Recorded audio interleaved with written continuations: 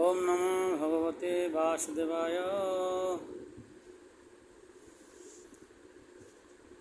পরমেশ্বর ভগবান শ্রীকৃষ্ণ বিদর্ভের কুশ, ক্রত এবং রোমপাদ নামক তিন পুত্র। এই তিনের মধ্যে রোমপাদ থেকে পুত্রাদি ক্রমে বভ্রু, কৃতি, কুশিক, চেদি এবং চৈদ্য আদি নৃপতিদের উৎপত্তি হয়। বিদর্ভের পুত্র ক্রথের কুন্তী নামক পুত্র থেকে বৃষ্ণি, নিবৃত্তি, দর্শার্হ, বোম, জিমুত, বিকৃতি, ভীমরথ, নবরথ, দশরথ, শকুনি, করম্ভী, দেবরাত, দেবক্ষত্র, মধু, পুরুবশ, অনু, পুরুহোত্র, অয়ু এবং সাতত্যে জন্ম হয়।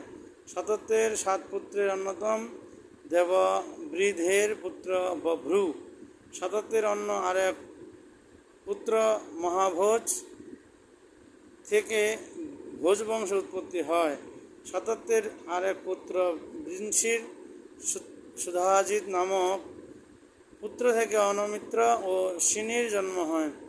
অনমিত্রের পুত্র নিগ্ন এবং অপর এক সিনি।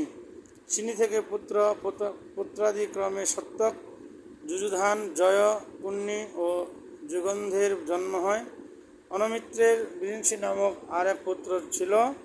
বৃংশি থেকে সফলক এবং সফলক থেকে অক্রূর ও অন্য 12টি পুত্রের জন্ম হয়। অক্রূরের দেববান ও উপদেব নামে 2 পুত্র ছিল। কুকুর নামক অন্ধকের পুত্র থেকে বংশ পরম্পরাক্রমে বহ্নি, বিলোমা, কপোত, রোমা, অনু, অন্ধক, দুন্দুভি, অবিদত, পুনর্বসু এবং আহকের জন্ম হয়। আহকের সেবক, আহকের দেবক এবং উগ্রসেন নামক 2 পুত্র।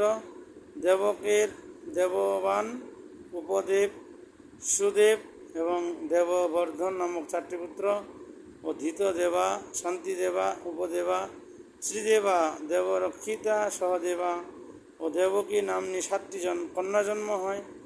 বসুদেব দেবকের সে 7টি কন্যাকে বিবাহ করেন। উগ্রসেনের কংস, সুনামা, নগ্রোধ, কঙ্ক, শক্কু, সুহু, রাষ্ট্রপাল, ধৃষ্টি ও তুষ্টিমান নামক 9 পুত্র এবং কংসবতী, কঙ্কা, সুরভু এবং রাষ্ট্রপালিকা নাম্নী 5টি কন্যা ছিল। বসুদেবের কনিষ্ঠ ভ্রাতারা উগ্রসেনের সেই কন্যাদের সকলকে বিবাহ করেন। চিত্ররথের পুত্র বিদুরথের সুর নামক এক পুত্র ছিল। সুরের 10টি পুত্রের মধ্যে বসুদেব ছিলেন মুখ্য। সুর তার 5টি কন্যার মধ্যে পৃথা নাম্নী কন্যাকে তার সখা কুন্তীকে প্রদান করেন। তাই পৃথার আরেকটি নাম হয় কুন্তী। তিনি কুমারী অবস্থায় কর্ণ নামক এক পুত্র প্রসব করেছিলেন, কিন্তু পরে পাণ্ডু সেই কুন্তীর পাণিগ্রহণ করেন।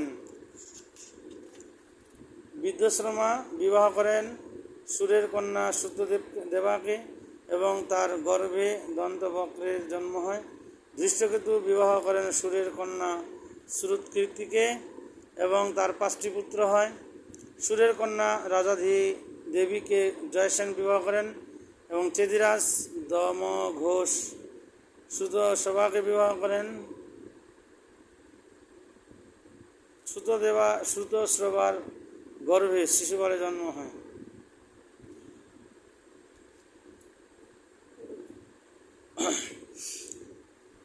দেবভাগের পত্নী কংসার গর্ভে চিত্রকেতু এবং বৃহৎ বলে জন্ম হয়।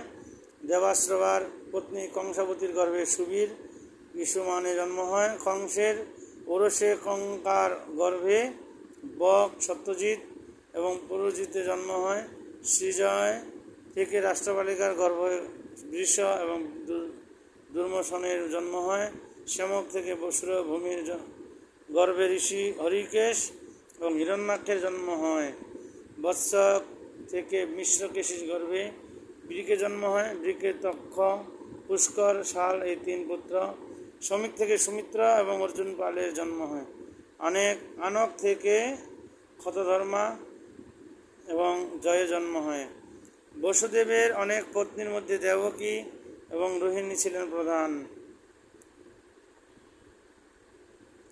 রোহিণীর গর্ভে বলদেবের জন্ম হয়, আর তা ছাড়া গদ, সারণ, ধর্মত, বিপুল, ধ্রুব, কৃত আদি পুত্র জন্ম হয়। বসুদেবের অন্যান্য অনেক পত্নী অনেক সন্তান হয়েছিল।